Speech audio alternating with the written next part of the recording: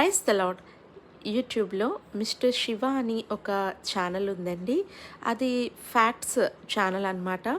అయితే తను ఒక వీడియో పోస్ట్ చేశారు. అది దేనికి సంబంధించింది అంటే సాతానికి సంబంధించిందంట, అంటే బైబిల్కి సంబంధించింది అనమాట.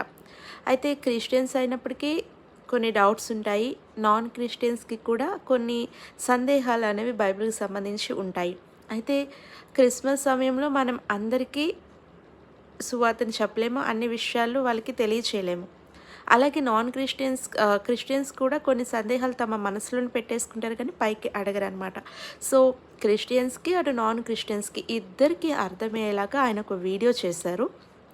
అది ఏంటి అంటే అసలు సాతాను ఎవరు, సాతాను ఎందుకు, సాతాన్ని దేవుడు ఇంకా ఎందుకు చంపలేదు, ఇప్పుడు సాతాను ఉండి ఎలాంటి పనులు చేస్తుంది, మనుషుల మీద అది ఎలాంటి ప్రయోగాలు తంత్రాలు ప్రయోగిస్తుంది, దేవుడు ఎందుకు మానవుడిగా రావాల్సి వచ్చింది, ఆయన ఎందుకు సిలువ మీద చనిపోవాల్సి వచ్చింది, సాతాను ఎప్పుడు అంతమవుతాడు అనే విషయాన్ని చాలా చాలా క్లుప్తంగా అటు క్రిస్టియన్స్కి ఇటు నాన్ క్రిస్టియన్స్కి ఇద్దరికీ అర్థమయ్యేలాగా డిసెంబర్ సీజన్ కాబట్టి మేబీ వాళ్ళు ఆ వీడియో చేసి ఉండొచ్చు.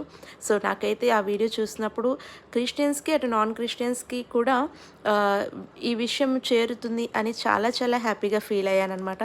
సో నా తరపు నుంచి వాళ్ళని నేను చాలా హ్యాపీగా ఫీల్ అయ్యి వాళ్ళకి థ్యాంక్ యూ చెప్తున్నానమాట.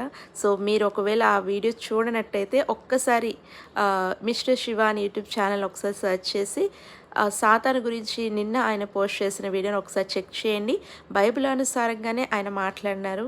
సో మీకు అది వీడియో నచ్చుతుంది. మీకు కూడా తెలియని వాళ్ళకి ఈ విషయాన్ని షేర్ చేయడానికి ఆ వీడియో మీకు ఉపయోగపడుతుంది. Thank you.